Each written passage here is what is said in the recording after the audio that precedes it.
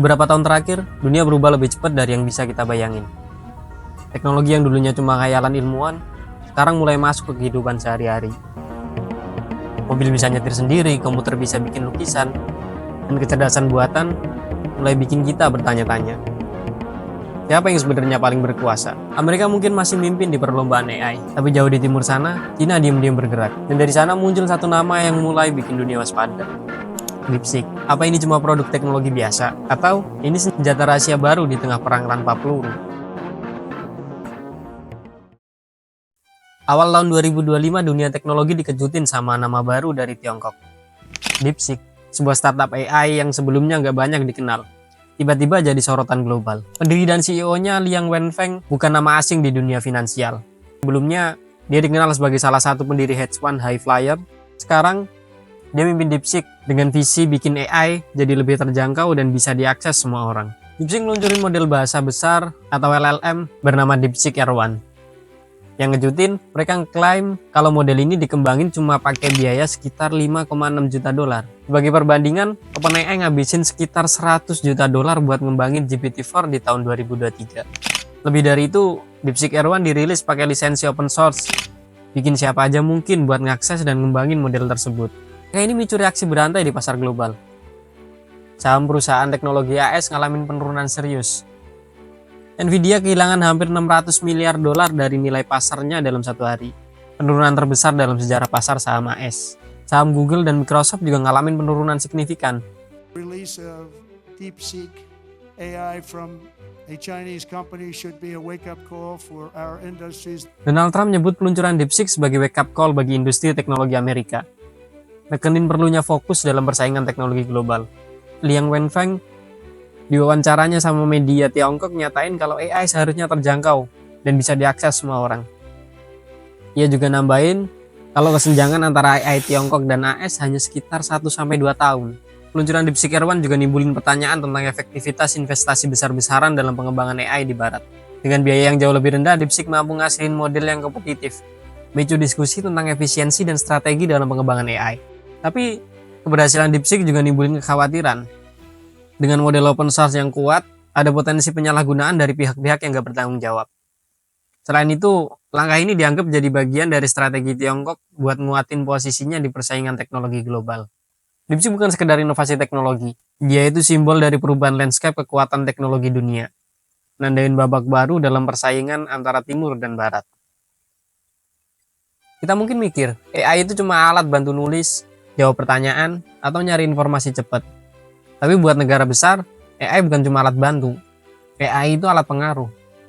Bayangin gini, sistem yang bisa nganalisis jutaan data dalam detik, prediksi opini publik, ngontrol arus informasi, dan kalau perlu, manipulasi persepsi global. Di tangan yang tepat, ini bisa jadi terobosan. Di tangan yang salah, ini bisa jadi senjata rahasia. Dan disinilah DeepSeek mulai bikin dunia waspada. Bukan karena fiturnya secanggih apa, tapi karena dua hal. Satu, dia powerful. Dua, kita nggak tahu siapa yang benar-benar ngendaliin DeepSeek. Beda sama OpenAI yang punya dewan direksi, investor besar, dan tampil di depan publik.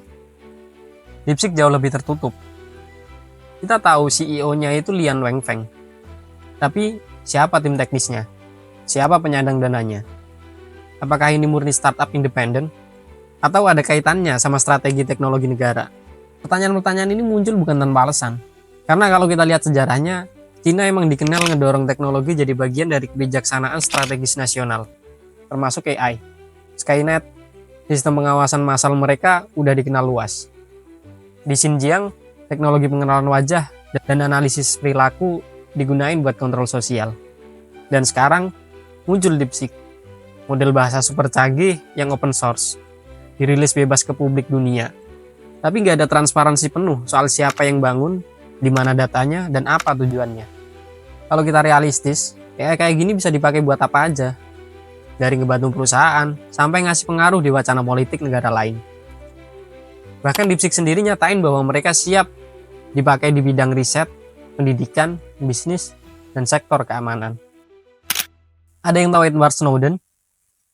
Mantan anggota CIA yang bocorin bahwa selama ini pemerintah Amerika ngelakuin penyadapan ke semua perangkat.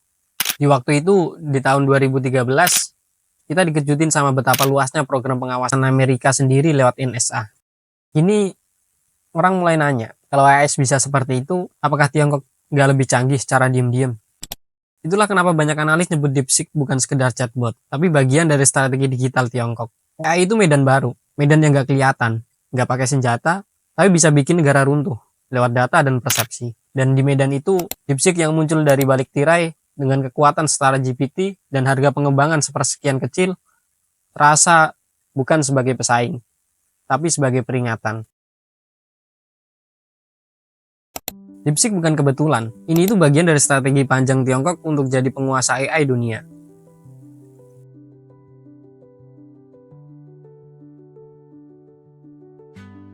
Kita mundur sebentar ke tahun 2015. Tiongkok ngeluncurin program ambisius Made in China 2025. Rencana jangka panjang buat ngubah China dari negara manufaktur murah jadi raksasa teknologi dunia.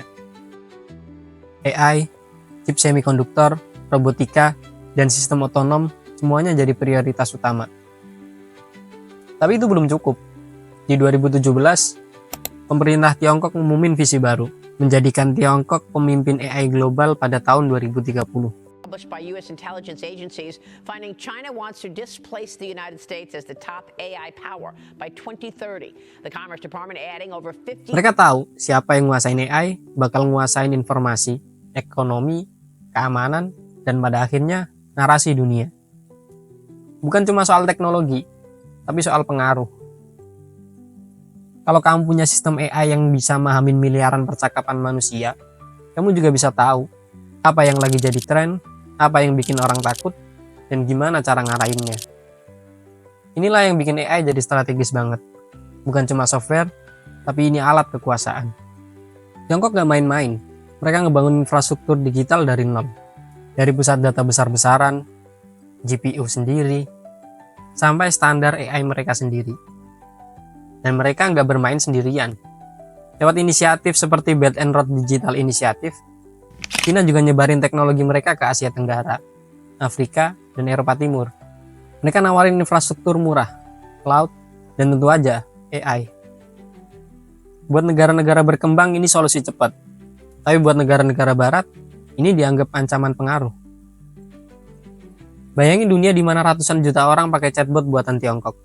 Data dikumpulin, bahasa dipelajarin, dan opini bisa dipetain secara real time.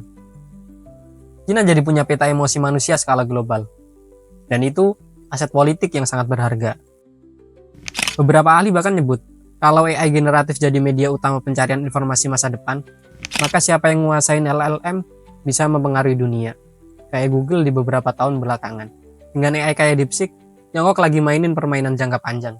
Bukan cuma buat bersaing, tapi buat ngubah keseimbangan kekuatan global. Sekilas DeepSeek dan ChatGPT kelihatan mirip. Sama-sama chatbot pinter, sama-sama bisa nulis, ngejawab, bahkan ngoding. Tapi begitu kita kulik lebih dalam, perbedaan keduanya mulai kelihatan jelas. Dari sisi aksesibilitas, ChatGPT masih banyak fitur yang dikunci di balik paywall, alias harus bayar dulu. DeepSeek gratis dan open source. Dengan DeepSeek, siapapun bisa modifikasi, retrain, atau bahkan ngejalanin versi mereka sendiri. Kalau transparansi, OpenAI udah ngebuka beberapa riset dan data. Meski makin sini makin tertutup, tapi seenggaknya kita tahu siapa pendirinya, siapa investornya, dan apa visinya. Sedangkan DeepSeek hampir nggak ada informasi. Bahkan tip neckdisk-nya nyaris nggak dikenal publik. Di sisi kemampuan teknis, dalam benchmark, DeepSeek LLM 7V bahkan unggul dari GPT 3.5 di beberapa aspek. Ringan, cepat, dan efisien. Tapi tetap, GPT-4 Turbo punya keunggulan besar dalam reasoning, pemahaman konteks, dan integrasi plugin. Di sisi orientasi dan ideologi, ChatGPT berasal dari kultur barat, dengan nilai-nilai transparansi, diskusi terbuka, dan kehati-hatian etis. DeepSeek muncul dari ekosistem Tiongkok, di mana AI dianggap sebagai alat strategis nasional. Itu bikin banyak pengamat curiga. Apakah DeepSeek punya agenda yang lebih besar dari sekedar ngebantu nulis artikel? Pertanyaannya sekarang, apakah DeepSeek benar-benar ingin nyaingin ChatGPT atau punya misi yang jauh lebih luas? Satu hal yang pasti, di era baru ini, AI bukan lagi soal teknologi, tapi soal siapa yang ngendaliin dan buat tujuan apa. Kita lagi masuk ke babak baru sejarah dunia, di mana pertarungan dominasi bukan lagi soal senjata nuklir, tapi baris-baris kode. AI sekarang bukan cuma alat bantu, dia bisa mengubah pekerjaan, bahkan cara orang berpikir dan ngerasa. Dan karena itu, AI bukan lagi soal teknologi semata, tapi soal siapa yang nulis aturannya, siapa yang nentuin nilainya. Kita belum tahu apakah AI akan memperkuat demokrasi atau justru jadi alat kontrol total. Tapi satu hal yang jelas, AI bukan netral, dia jadi cermin ideologi penciptanya, dan diam-diam nyebarin kejutaan pikiran lain. Maka pertanyaannya bukan lagi seberapa pintar AI ini, tapi dari mana asalnya, buat siapa dia bekerja, dan siapa yang ngendaliin. Kalau Tiongkok berhasil nyebarin model-model AI-nya ke seluruh dunia, lalu monopoli teknologi, data, dan standar moral di dalamnya, maka dunia kayak yang kita kenal hari ini bisa berubah selamanya. Masa depan AI itu masa depan kekuasaan. Dan masa depan kekuasaan lagi direbutin hari ini. Teknologi itu sering kita anggap netral, tapi sebenarnya teknologi adalah cermin dari kekuasaan. Dan DeepSeek mungkin lebih dari sekedar cermin. Dia bisa jadi senjata.